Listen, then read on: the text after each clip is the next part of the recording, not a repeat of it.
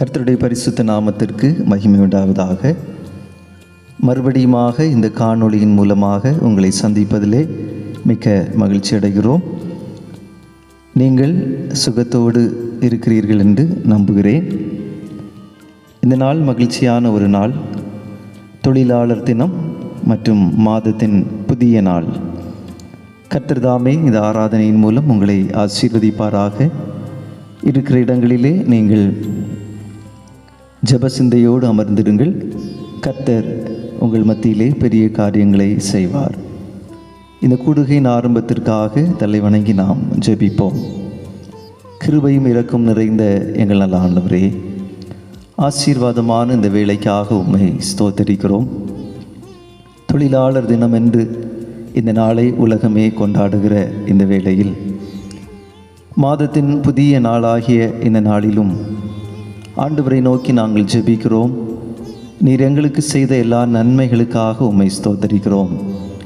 இந்த காணொளியின் மூலமாக நாங்கள் ஒன்றாக ஆண்டவரை ஆராதிக்கும் போது பரிசுத்த ஆவியானவருடைய பிரசன்னம் எங்களை மூடிக்கொள்ளட்டும். இந்த ஆராதனை அநேக ஜனங்களுக்கு ஆறுதலாய் அமையவும், நாங்கள் விசுவாசத்தில் பெருகவும் கர்த்தர் எங்களுக்கு கிருபை செய்யும். இரட்சகர் இயேசு கிறிஸ்துவின் நாமத்தில் இவைகளை வேண்டுகிறோம். ஜெபம் கேளும் எங்கள் நல்ல பிதாவே, ஆமென். கடவுளுடைய நாம மகிமைக்காக ஸ்தோத்திரம் இயேசுநாதா உமக்கென்றும் ஸ்தோத்திரம் இயேசுநாதா என்கிற பாடலின் சில சரணங்களை பாடுவோம்.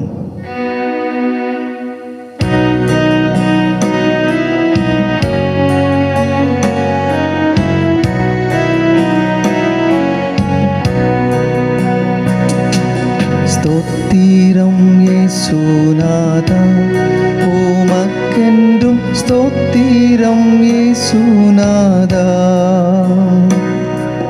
ஸ்தோத்திரம் இயேசுநாதா உமக்கென்றும் ஸ்தோத்திரம் இயேசுநாதா. ஸ்தோத்திரம் செய்கின்றோம் நின்னடியார் திரு நாமத்தினாதரவில். ஸ்தோத்திரம் செய்கிறோம் நின்னடியார் திரு நாமத்தினாதரவில். வானதூதர் சேனைகள் மனோகர கீதங்களால் எப்போதும், வானதூதர் சேனைகள் மனோகர கீதங்களால் எப்போதும்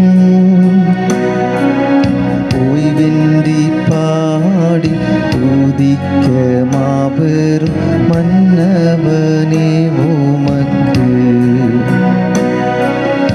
ஓய்வின்றி பாடி துதிக்க மாபெரும் மன்னவனே உமக்கு. இன்றை தினமதிலும் ஒருமித்து கூடவும் நாமத்தினார். இன்றை தினமதிலும் ஒருமித்து கூடவும் நாமத்தினார். தந்தனின் கிருபைக்காக உமக்கென்றும் ஸ்தோத்திரம் ஸ்தோத்திரமே. தந்தனின் கிருபைக்காக உமக்கென்றும் ஸ்தோத்திரம் ஸ்தோத்திரமே. நீரல்லால் எங்களுக்கு பரலோகில் யாருண்டு ஜீவநாதா. நீரல்லால் எங்களுக்கு பரலோகில் யாருண்டு ஜீவநாதா. நீரே அன்றி ஈகத்தில் வேறொரு தேட்டமில்லை பரமே. நீரே அன்றி ஈகத்தில் வேறொரு தேட்டமில்லை பரமே. ஸ்தோத்திரம் இயேசுநாதா உம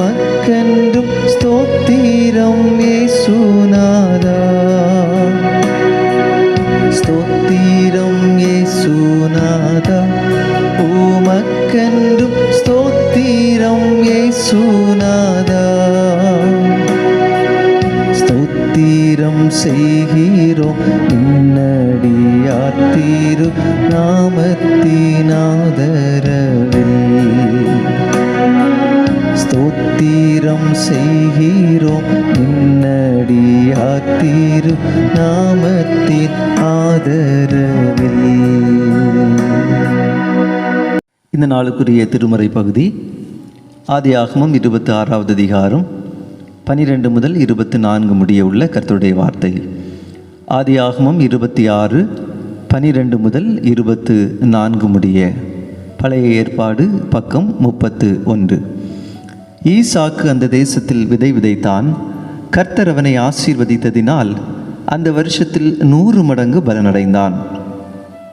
அவன் ஐஸ்வர்யவானாகி வர வர விருத்தியடைந்து மகா பெரியவனானான். அவனுக்கு ஆட்டு மந்தையும் மாட்டு மந்தையும் அநேக பணிவிடைக்காரரும் இருந்தபடியினாலே பெலிஸ்தியர் அவன் பேரில் பொறாமை கொண்டு அவன் தகப்பனாகிய ஆபிரகாமின் நாட்களில் அவனுடைய வேலைக்காரர் வெட்டின துறவுகளையெல்லாம் தூர்த்து மண்ணினால் நிரப்பி போட்டார்கள். அபிமெலேக்கு ஈசாக்கை நோக்கி, நீ எங்களை விட்டு போய்விடு, எங்களை பார்க்கிலும் மிகவும் பலத்தவனானாய் என்றான். அப்பொழுது ஈசாக்கு அவ்விடம் விட்டு புறப்பட்டு கேராரின் பள்ளத்தாக்கிலே கூடாரம் போட்டு அங்கே குடியிருந்து தன் தகப்பனாகிய ஆபிரகாமின் நாட்களில் வெட்டினவைகளும் ஆபிரகாம் மரித்தபின் பெலிஸ்தர் தூர்த்து போட்டவைகளுமான துறவுகளை மறுபடியும் தோண்டி தன் தகப்பன் அவைகளுக்கு இட்டிருந்த பெயர்களின்படியே அவைகளுக்கு பெயரிட்டான். ஈசாக்குடைய வேலைக்காரர் பள்ளத்தாக்கிலை வெட்டி அங்கே சுரக்கும் நீரூற்றை கண்டார்கள். கேராரூர் மேய்ப்பர் இந்த தண்ணீர் தங்களுடையது என்று சொல்லி ஈசாக்குடைய மேய்ப்பருடனே வாக்குவாதம் பண்ணினார்கள். அவர்கள் தன்னுடைய வாக்குவாதம் பண்ணினபடியினால் அந்த துறவுக்கு ஏசேக்கு என்று பெயரிட்டான். வேறொரு துறவை வெட்டினார்கள், அதை குறித்தும் வாக்குவாதம் பண்ணினார்கள். ஆகையால் அதற்கு சித்னா என்று பெயரிட்டான். பின்பு அவ்விடம் விட்டு பெயர்ந்து போய் வேறொரு துறவை வெட்டினான். அதை குறித்து அவர்கள் வாக்குவாதம் பண்ணவில்லை. அப்பொழுது அவன், நாம் தேசத்தில் பலுகும்படிக்கு இப்பொழுது கர்த்தர் நமக்கு இடம் உண்டாக்கினார் என்று சொல்லி அதற்கு ரெகபோத் என்று பெயரிட்டான். அங்கே இருந்து பெயர்சபாவுக்கு போனான். அன்று ராத்திரியிலே கர்த்தர் அவனுக்கு தரிசனமாகி, நான் உன் தகப்பனாகிய ஆபிரகாமுடைய தேவன், பயப்படாதே, நான் உன்னுடனே கூட இருந்து என் ஊழியக்காரனாகிய ஆபிரகாமின் நிமித்தம் உன்னை ஆசீர்வதித்து உன் சந்ததியை பெருக பண்ணுவேன் என்றார் என்பதே. கடவுளுடைய பரிசுத்த நாமத்தில் உங்களை மறுபடியும் வாழ்த்துகிறேன். அன்பான சகோதர சகோதரிகளே, உங்கள் அனைவருக்கும் தொழிலாளர் தின வாழ்த்துக்களை கூறுகிறேன். அதோடு இந்த புதிய மாதத்தையும் உங்கள் ஒவ்வொருவருக்கும் கர்த்தர் ஆசீர்வதித்து தருவாராக. பல்வேறு தொழில்களை நீங்கள் செய்கிறீர்கள், கடினப்பட்டு உழைக்கிறீர்கள். உங்கள் ஒவ்வொருடைய உழைப்பையும் கர்த்தர் அங்கீகரிப்பாராக.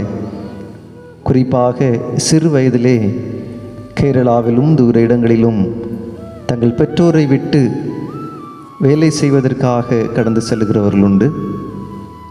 மனைவி, குடும்பம், பெற்றோர்கள் எல்லாரையும் விட்டுவிட்டு வெளிநாடுகளுக்கு வேலைக்காக கடந்து செல்லுகிறவர்கள் உண்டு. உங்கள் ஒவ்வொருவரையும் வாழ்த்துகிறோம். ஆண்டவர் தாமே உங்கள் ஒவ்வொருவரையும் ஆசீர்வதிப்பாராக. இந்த காலை வேளையிலும் ஆதியாகமத்தின் புத்தகம் 26வது அதிகாரம் 24வது வசனத்தை மையமாக கொண்டு இந்த நாளிலே நாம் சுருக்கமாக கர்த்தருடைய வார்த்தையை தியானிக்கலாம். ஆதியாகமத்தின் புத்தகம் 26வது அதிகாரம் 24வது வசனம்.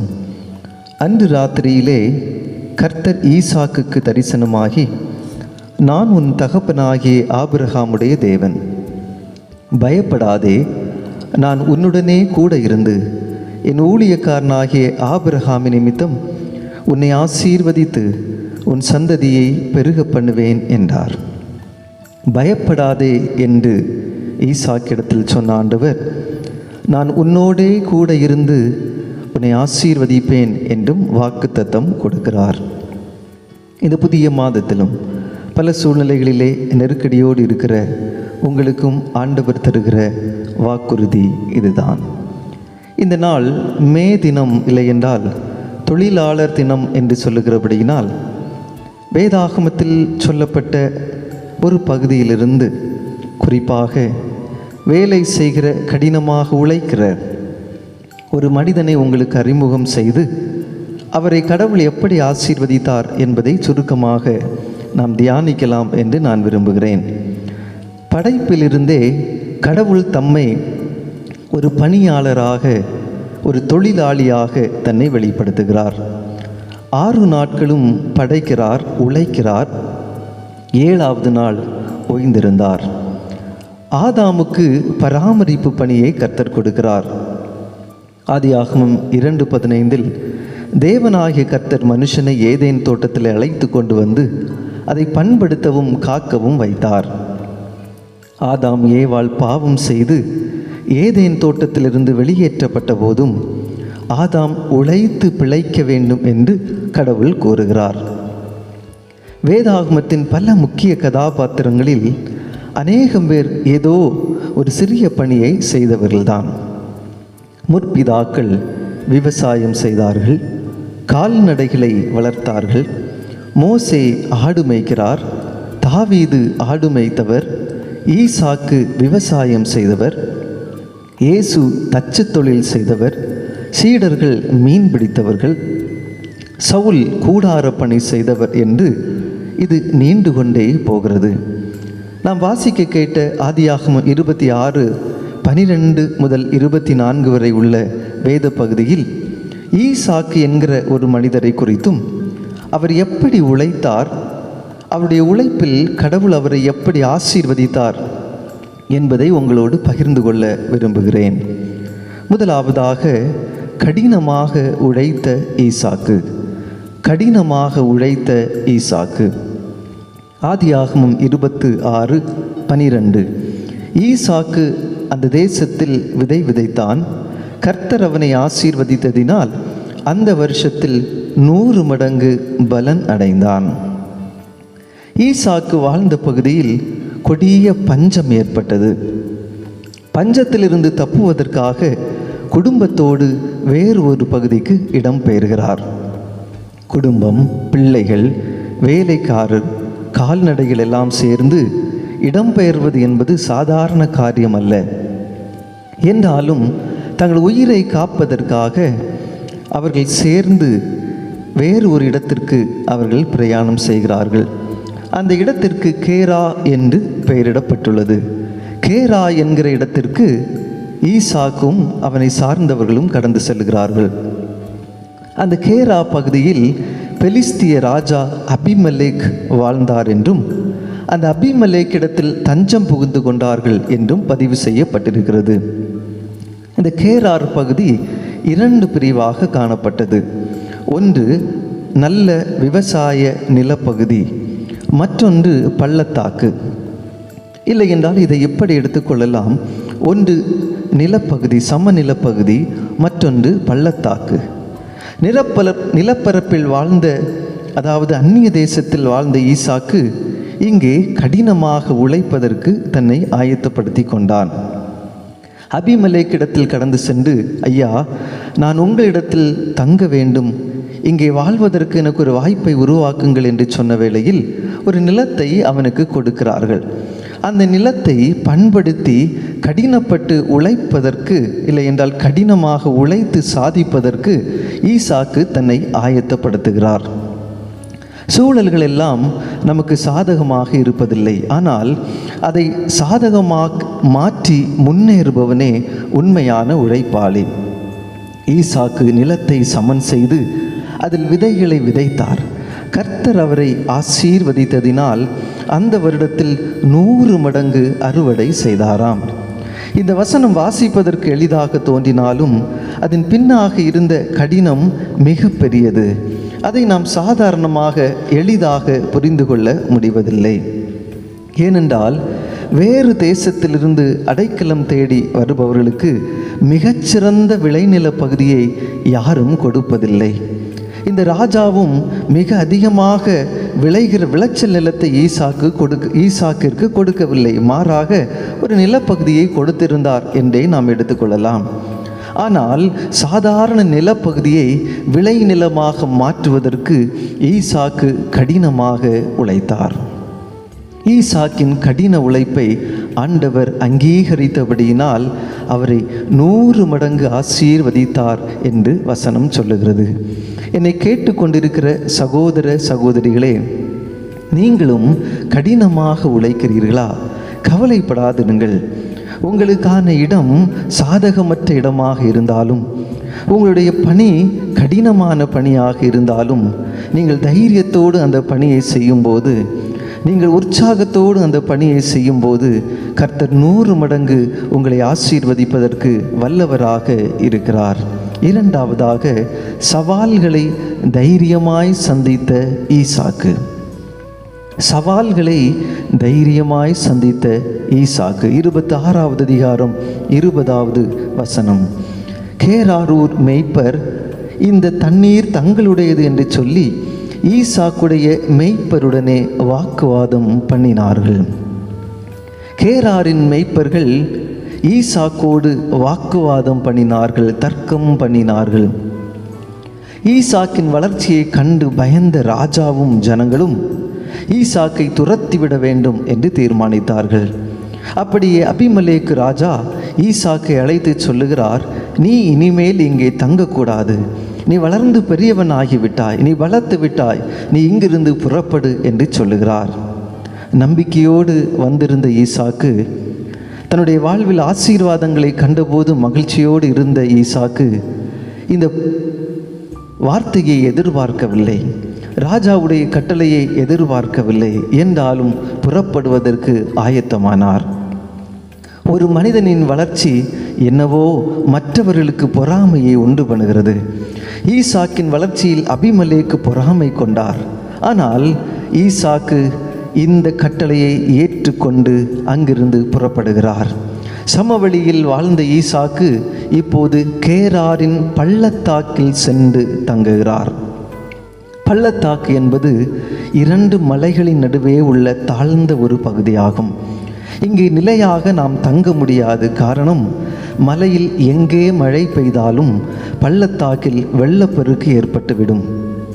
அது மாத்திரமல்ல, பெரும் கூட்டமாக வாழ்வதற்கும் அது ஏற்ற இடமில்லை. திடீரென தண்ணீர் வந்தால் இவ்வளவு பெரிய கூட்டத்தை எப்படி அந்த இடத்திலிருந்து காப்பாற்றுவது? ஒரு சவால். என்றாலும் ஈசாக்கு இந்த சவாலை தைரியமாக ஏற்றுக்கொண்டார். தண்ணீர் தேவை அதிகமாக இருந்தபடியினால் துறவுகளை தோண்டுவதற்கு அவர்கள் ஆயத்தப்பட்டார்கள். ஆதியாகமம் 12ஆம் அதிகாரத்தின்படி ஈசாக்கின் தகப்பனாகிய ஆபிரகாமின் காலத்திலும் இதுபோல ஒரு கொடிய பஞ்சம் ஏற்பட்டிருந்தது. அந்த ஆபிரகாமும் அவனுடைய குடும்பமும் இங்கே இவர்கள் தங்கியிருந்த கேராரூர் பள்ளத்தாக்கில்தான் அவர்களும் தங்கியிருந்தார்களாம். ஆகவே தான் தகப்பன் வெட்டிய துறவை மறுபடியும் புனரமைப்பதற்கு மகனுக்கு ஒரு வாய்ப்பு கிடைத்தது. இப்பொழுது அதே துறவுகளை ஈசாக்கின் வேலைக்காரர்கள் தோண்டினார்கள். அவர்கள் தோண்டி கொண்டிருக்கும் போது நீரூற்றை கண்டபடியினால் மிகவும் சந்தோஷமடைந்தார்கள். தங்கள் தாகம் தீரப்போகிறது என்று ஓடி வந்தார்கள் ஈசாக்கிடம். எல்லாருக்கும் மகிழ்ச்சி. ஆனால் அந்த மகிழ்ச்சி நிலைக்கவில்லை. காரணம் என்ன தெரியுமா? அதுவரையிலும் காத்திருந்த அந்த ஊர் ஜனங்கள் அந்த தண்ணீருக்காக துறவுக்காக உரிமை பாராட்டி ஈசாக்கிடம் வாக்குவாதம் பண்ணினார்களாம். ஈசாக்கிடம் வாக்குவாதம் பண்ணினார்கள். அந்த துறவு தங்களுக்குரியது என்று சொல்லி அவர்கள் உரிமை பாராட்டினார்கள். இப்போது ஈசாக்கு அதை விட்டுவிட்டார். பாருங்கள், கஷ்டப்பட்டு கிணறு தோண்டுபவர் ஒருவர், ஆனால் அதை அனுபவிப்பவர் மற்றொருவர். ஆனால் இப்பொழுதும் ஈசாக்கு சோர்ந்து போகவில்லை. மீண்டுமாக 2வது துறவை தோண்டுகிறார். அங்கேயும் தண்ணீர் வந்தது. சந்தோஷத்தோடு ஒன்று கூடுகிறார்கள். அதே ஊரார் மீண்டுமாக வந்து இந்த துறவும் எங்களுக்குரியது என்று சொல்லி உரிமை கொண்டாடினார்கள். அவர்களிடத்தில் சண்டையிடாதபடி இரண்டாவது கிணறையும் விட்டு கொடுத்து விட்டார் ஈசாக்கு. அவர் தன்னுடைய முயற்சியை விட்டுவிடவே இல்லை. அவருக்கு எதிராக வருகிற தடைகளை, சவால்களை தைரியமாய் சந்திப்பதற்கு தன்னை ஆயத்தப்படுத்தி கொண்டே இருந்தார். மீண்டும் மூன்றாவது கிணறை தோண்டுகிறார்கள். இப்போதும் தண்ணீர் வந்தது. ஆனால் அதற்கு உரிமை பாராட்டுவதற்கு, இல்லை என்றால் வாக்குவாதம் பண்ணுவதற்கு யாரும் வரவில்லை. விட்டு கொடுப்பவர்கள் எப்பொழுதுமே கெட்டு போவது இல்லை. ஈசாக்கின் கடினமான உழைப்பை கடவுள் அங்கீகரித்தார். ஈசாக்கு தடைகளை தாண்டியதை கடவுள் அங்கீகரித்தார். ஆதியாகமம் 26:24 கடவுள் ஈசாக்குக்கு தரிசனமாகி, நான் உன் தகப்பனாகிய ஆபிரகாமுடைய தேவன், பயப்படாதே, நான் உன்னோடையே கூட இருந்து என் ஊழியக்காரனாகிய ஆபிரகாமின் நிமித்தம் உன்னை ஆசீர்வதித்து உன் சந்ததியை பெருக பண்ணுவேன் என்று வாக்குத்தத்தம் கொடுக்கிறார். இந்த கடினமான காலகட்டத்தில் வேலை இல்லாதபடி வீடுகளிலும் அறைகளிலும் தங்கியிருக்கிற அநேக சகோதர சகோதரிகள் உண்டு. வேலை செய்தும் ஊதியம் கிடைக்காமல் ஏமாற்றமடைந்து சோர்ந்து போயிருக்கிறவர்கள் உண்டு. உழைத்த உழைப்பிற்குரிய பலன் தங்களுக்கு கிடைக்காதபடி கண்ணீரோடு சோர்ந்து போயிருக்கிறவர்கள் உண்டு. அன்பு சகோதர சகோதரிகளே, சோர்ந்து போகாதிருங்கள். உங்கள் முயற்சியை நீங்கள் விட்டு விடாதிருங்கள். தடைகளை தாண்டிய ஈசாக்கை ஆண்டவர் ஆசீர்வதித்தார். தடைகளை தாண்டிய ஈசாக்கை கர்த்தர் ஆசீர்வதித்தார். ஈசாக்கு சாதாரண மனிதன் இல்லை, கடினமாக உழைத்த ஒரு மனிதன். பஞ்ச காலத்திலும் தனக்காக, தன்னுடைய குடும்பத்திற்காக உழைப்பதற்கு அவர் தன்னை ஆயத்தப்படுத்தி கொண்டார். தன்னுடைய தேசம் அல்ல, அந்நிய தேசம். நல்ல வசதியான நிலம் அல்ல, கரடுமுரடான ஒரு பகுதி. அதை விளை நிலமாக மாற்றுவதற்கு பிரயாசப்பட்டார். உங்கள் குடும்பத்திற்காக நீங்கள் பிரயாசப்படுகிறீர்களா? உங்கள் குடும்பத்திற்காக கடினமாக நீங்கள் உழைக்கிறீர்களா? ஈசாக்கை ஆசீர்வதித்த ஆண்டவர் நிச்சயமாய் உங்களை ஆசீர்வதிப்பார். ஈசாக்கு சவால்களை தைரியமாக சந்தித்தார். சவால்களை தைரியமாக சந்தித்தார். முன்னேற்றம் வந்த வேளையில், ஆசீர்வாதம் கிடைத்த வேளையில், மகிழ்ச்சியோடு வாழ்ந்த வேளையில் துரத்தப்படுகிறார். இப்போது செல்லுகிற இடம் பள்ளத்தாக்கு. இயற்கையை கண்டு அஞ்ச வேண்டும், தன் ஜனங்களை பாதுகாக்க வேண்டும், மறுபடியும் அந்த இடத்தை சாதகமாக மாற்ற வேண்டும். பல தடைகள். ஆனால் அதை தைரியத்தோடு சந்திப்பதற்கு, அந்த சவால்களை தைரியமாய் சந்திப்பதற்கு ஈசாக்கு தன்னை ஆயத்தப்படுத்தி கொண்டார். இந்த முயற்சியை தான் கர்த்தர் அங்கீகரித்து அவரை ஆசீர்வதித்தார். தம்முடைய 30ஆம் வயது வரையிலும் குடும்ப தொழிலான தச்சு தொழிலை இயேசு கிறிஸ்து செய்து வந்தார். அவருக்கு தெரியும், தச்சு தொழில் என்பது ஒரு சாதாரணமான ஒரு தொழில், ஏழைகள் செய்கிற ஒரு தொழில், ஒரு கடினமான தொழில். அதன் சவால்களையும் நெருக்கடிகளையும் இயேசு அறிந்திருந்தார். ஆனபடியினால் இந்த நாளிலும் கூட பல சவால்களின் மத்தியிலும் சிறிய வேலைகளை செய்து நெருக்கடியோடு வாழ்கிற உங்களையும் அந்த ஆண்டவர் நன்றாக அறிகிறார். பக்தன் பாடினான், யாரும் அறியாத என்னை நன்றாய் அறிந்த ஆண்டவர், தூக்கி எறியப்பட்ட என்னை வேண்டுமென்று சேர்த்து கொண்ட ஆண்டவர். இந்த புதிய மாதத்தில் நம்பிக்கையோடு வாழுங்கள். உங்கள் குடும்பத்திற்காக கடினமாக உழைப்பதற்கு உங்களை ஆயத்தப்படுத்தி கொள்ளுங்கள். உங்களுக்கு எதிராக வருகிற சவால்களை சந்திப்பதற்கு ஆயத்தப்படுங்கள்.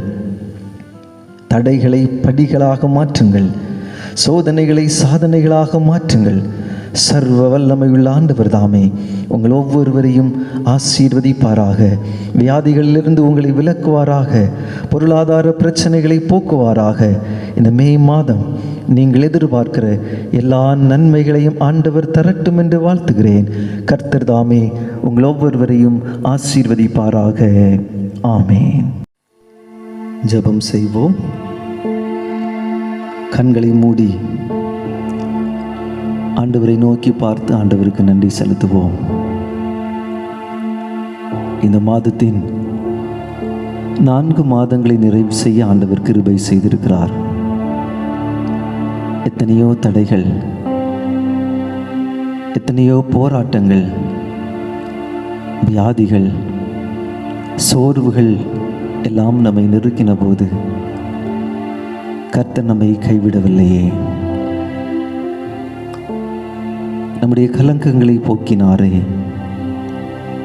நம்மை பாதுகாத்தாரே. அந்த ஆண்டவருக்கு நன்றி என்று சொல்லுவோமா? ஆதரவற்றதை போல நாம் உணர்ந்து கொண்ட வேலை உண்டு. அநாதையை போல நான் இருக்கிறேனே, அடிமையை போல நான் இருக்கிறேனே, அந்நியனை போல நான் இருக்கிறேனே. என்னை விசாரிக்க, என்னை நேசிக்க, எனக்கு உதவி செய்ய யாரும் இல்லையே என்று நாம் கலங்கி போயிருந்த நேரங்கள் உண்டு.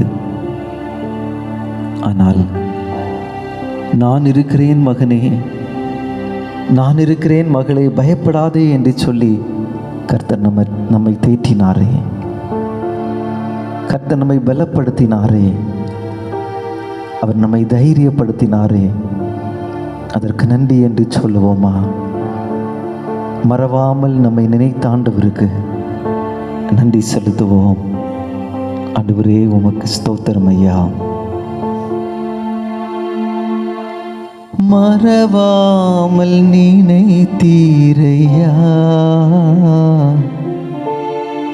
மனதார் நன்றி சொல்வே. என்னை மறவாமல் நினைத்தீரையா,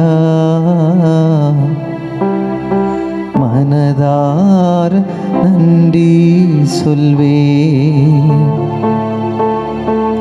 இரவும் பகலும் என்னை நினைத்து இதுவரை நடத்தினீரே.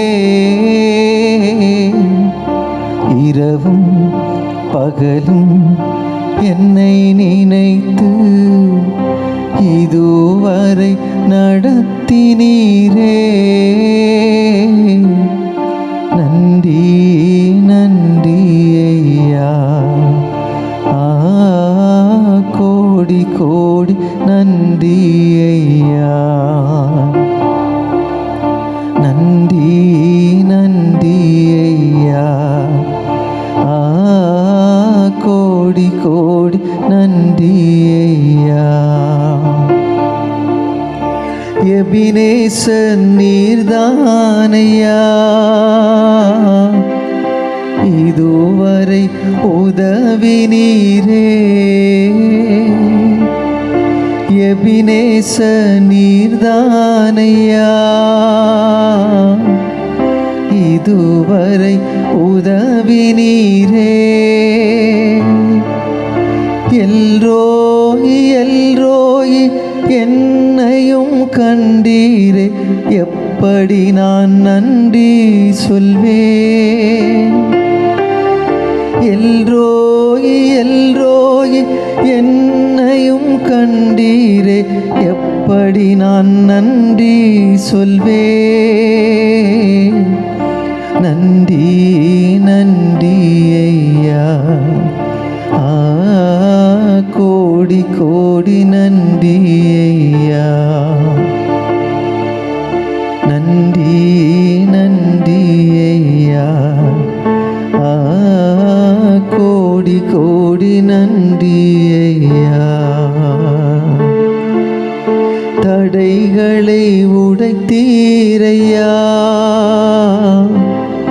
தள்ளாட விடவில்லையே. தடைகளை உடைத்தீரையா, தள்ளாட விடவில்லையே. சோர்ந்து போன நேரமெல்லாம் தூக்கி என்னை சுமந்து வாக்கு தந்து தேற்றினீரே. சோர்ந்து போன நேரமெல்லாம் தூக்கி என்னை சுமந்து வாக்கு தந்து தேற்றினீரே. நன்றி நன்றி ஐயா, கோடி கோடி நன்றி ஐயா. நன்றி நன்றி ஐயா, நன்றி ஐயா, மறவாமல் நினைத்தீரையா, மனதார நன்றி சொல்வே, என்னை மறவாமல் நினைத்தீரையா, மனதார நன்றி சொல்வே. நல்ல ஆண்டவரே, உம்மை துதிக்கிறோம் அப்பா, ஸ்தோத்தரிக்கிறோம். இந்த காலை வேளையிலும் அநேக தேவைகள் எங்களுக்கு உண்டு, அநேக எதிர்பார்ப்புகள் உண்டு. உம் மீது நாங்கள் விசுவாசம் வைத்திருக்கிறோம். ஆண்டவரே, எங்களுக்கு வேண்டிய சுகபலத்தை தாரும் அப்பா. இந்த கொரோனா வியாதியுடைய தாக்கம் படிப்படியாக பெருகி கொண்டே இருக்கிறது. எங்கள் இன்ன ஜன பந்துக்கள், உறவுகள், வயதான பெற்றோர்கள், பிள்ளைகள், அருகிலும் தொலைவிலும் வெளிநாடுகளிலும் இருக்கிற எங்கள் சகோதர சகோதரிகள் எல்லாரும் பயந்து கொண்டு இருக்கும்போது, கர்த்தர் நீர் பெரியவர் என்பதை நாங்கள் நம்புகிறோம். ஆண்டவர் சகலத்தையும் கட்டுப்படுத்த வல்லவர் என்று நாங்கள் விசுவாசிக்கிறோம். தேவரீர் செய்ய நினைத்தது ஒன்றும் தடைபடாது என்று யோபு பக்தன் சொன்னதைப் போல நீர் எல்லா தடைகளையும் மாற்றி எங்களுக்கு வழிகளை உருவாக்குவீர் என்று நாங்கள் நம்புகிறோம் ஐயா. ஆண்டவரே, வியாதியின் சத்தம், மரணத்தின் சத்தம் மாறட்டும், பொருளாதார நெருக்கடிகள் மாறட்டும், வேலை செய்வதற்கான வாய்ப்புகளை கர்த்தர் உருவாக்கும். ஆண்டவரே, ஆங்காங்கே ஜனங்கள் முடங்கி கொண்டிருக்கும் போது, ஆங்காங்கே ஜனங்கள் கண்ணீர் வடித்து கொண்டிருக்கும் போது நீர் அவர்களையும் நினைத்து கொள்ளும் என்று சொல்லி நாங்கள் வேண்டுகிறோம். நீர் அவர்களையும் நினைத்து கொள்ளும் என்று சொல்லி உம்முடைய சமூகத்தில் தாழ்மையோடு வேண்டுகிறோம் அப்பா. விசேஷமாய் இந்த காணொளியின் மூலமாக கர்த்தரை ஆராதித்து ஜெபிக்கிற உம்முடைய பிள்ளைகள் எல்லாரையும் கர்த்தர் ஆசீர்வதியும், நீர் தைரியப்படுத்தும். நான் இருக்கிறவராக இருக்கிறேன் என்று மோசையோடு சொன்ன ஆண்டவர், நான் மோசையோடு இருந்ததை போல உன்னோடும் இருப்பேன் என்று சொல்லி நீர் பலப்படுத்துவீராக. பயப்படாதே, உன் தகப்பனாகிய ஆபிரகாமின் நிமித்தம் நான் உன்னை ஆசீர்வதித்து உன்னை பெருக பண்ணுவேன் என்று ஈசாக்கோடு சொன்ன ஆண்டவர் எங்கள் ஒவ்வொருவரையும் ஆசீர்வதிப்பீராக. இந்த மாதத்தை உம்முடைய கரத்திலேயே தருகிறோம். நீர் எவைகளை செய்ய சித்தமாயிருக்கிறீரோ அவைகளை எங்கள் வாழ்வில் நீர் செய்வதற்கு எங்களை நாங்கள் தத்தம் செய்கிறோம் ஐயா. சென்ற மாதத்தில் நாங்கள் அறிந்தும் அறியாமலும் செய்த தவறுகளை மன்னியும், குற்றங்களை மன்னியும் அப்பா. விசேஷமாக சாப்பிடுவதற்கு கூட வழி இல்லாமல் இருக்கிற அநேக ஏழை குடும்பங்கள் உண்டு, அநேக ஏழை ஊழியக்காரர்கள் உண்டு. திருச்சபைகள் எல்லாம் முடங்கி போயிருக்கின்றன. எப்போது வாசல்கள் திறக்கும், எப்போது கர்த்தர் எங்களை சந்திப்பார், நாங்கள் ஆண்டவருடைய சமூகத்திலே சென்று அவரை பார்ப்பது எப்போது, அவரை சந்திப்பது எப்போது என்று ஜனங்கள் அழுது கொண்டிருக்கிறார்கள். சூழ்நிலைகளை சாதகமாக மாற்றுவீராக. உம்முடைய சமூகத்திலே சென்று நாங்கள் உம்மை தேடுவதற்கான வாய்ப்புகளை உருவாக்கும். நீர் அப்படியே செய்கிறபடினால் நன்றி ஆண்டவரே. கடினமாக உழைக்க நாங்கள் எங்களை ஆயத்தப்படுத்துகிறோம். தடைகளை மாற்றுவதற்கு ஆண்டவர் எங்களுக்கு உதவி செய்வார் என்கிற நம்பிக்கையோடு சவால்களை எதிர்கொள்வதற்கு நாங்கள் ஆயத்தப்படுகிறோம். ஆண்டவரே, ஒரு தச்சு தொழிலாளியாக, ஒரு தச்சு தொழிலாளியுடைய மகனாக, ஒரு ஏழை குடும்பத்தின் மகனாக நீர் இருந்தது எங்களுக்கு மகிழ்ச்சி ஐயா. ஏனென்றால் எங்கள் உணர்வுகளை நீர் புரிந்து கொள்கிறீர், எங்களுடைய கஷ்டங்களில் நீர் பங்கெடுக்கிறீர். நாங்கள் அழுகிற போது நீர் எங்களோடு அழுகிறீர். நீர் எங்களுக்கு விடுதலை தருவீர் என்கிற நம்பிக்கையோடு உமக்கு நன்றி சொல்கிறோம். எங்களை முற்றிலுமாய் உம்முடைய கரத்திலே தருகிறோம். இரட்சகர் இயேசு கிறிஸ்துவின் நாமத்தில் இவைகளை பணிவோடு வேண்டுகிறோம். ஜெபம் கேளும் எங்கள் நல்ல பிதாவே, ஆமேன். பிதா, குமாரன், பரிசுத்த ஆவி என்னும் சர்வ வல்லமையுள்ள ஆண்டவருடைய ஆசீர்வாதம் உங்கள் அனைவரோடும் நிறைவாய் தங்கியிருப்பதாக.